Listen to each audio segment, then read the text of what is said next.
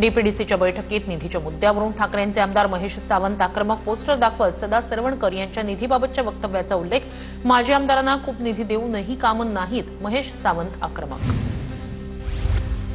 कुणालाही निधीचं वाटप करण्यात आलेलं नाही। महायुती सरकार कधीच विकासात राजकारण आणत नाही, सदा सरवणकर यांच्या दाव्यासंदर्भात उपमुख्यमंत्री एकनाथ शिंदे यांचं वक्तव्य। मुंबईच्या चारकोप इंडस्ट्रियल क्षेत्रातील ज्येष्ठ व्यावसायिकाची निर्घृण हत्या, तिघांना अटक, एक जण फरार। ऑफिसमध्ये धारदार शस्त्रानं वार करत हत्या केल्याची माहिती। हत्येमुळे व्यावसायिक जगतात खळबळ। मुंबईत मोनोरेलला अत्याधुनिक करण्यासाठी तात्पुरती स्थगिती। 8 नव्या मोनोरेलच्या चाचण्यांना शनिवारपासून सुरुवात। 590 कोटी खर्च करून नवीन 10 मोनोरेलची खरेदी। म्हाडा कर्मचाऱ्यांना 25,000 रुपये दिवाळी बोनस। म्हाडा प्राधिकरणाच्या गेल्या आठवड्यातील बैठकीत प्रस्तावाला मंजुरी।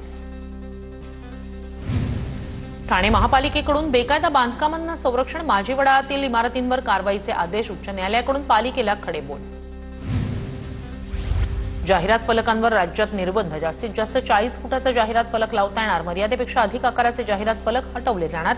इमारतीची गच्ची, आवाराची भिंत या ठिकाणी जाहिरात फलक लावण्यास मनाई।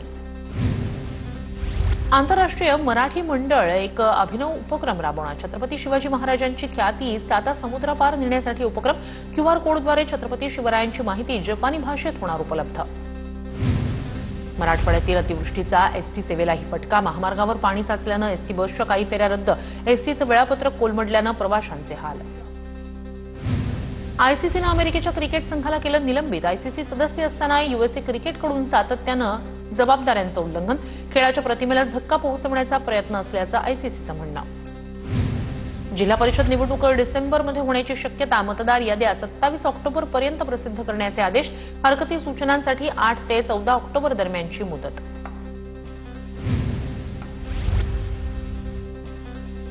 नवनाथ वाघमारेंची गाडी जाळणाऱ्याला पोलिसांकडून अटक। माझी गाडी जाळणारा मनोज जरांगेंचा निकटवर्ती असल्याचा नवनाथ वाघमारे यांचा आरोप। भंडाऱ्याच्या लाखनीमध्ये नाना पटोले यांनी कृषी विभागाच्या अधिकाऱ्याला झापलं। आपण नोकर आहोत आणि जनता मालक आहे असं म्हणत पटोले अधिकाऱ्यांवर चांगलेच संतापले। जालन्यात धनगर समाजाचा इशारा मोर्चा। एसटी आरक्षणाच्या अंमलबजावणीसाठी धनगर समाज आक्रमक। शेकडो धनगर बांधवांच्या उपस्थितीत निघणार इशारा मोर्चा।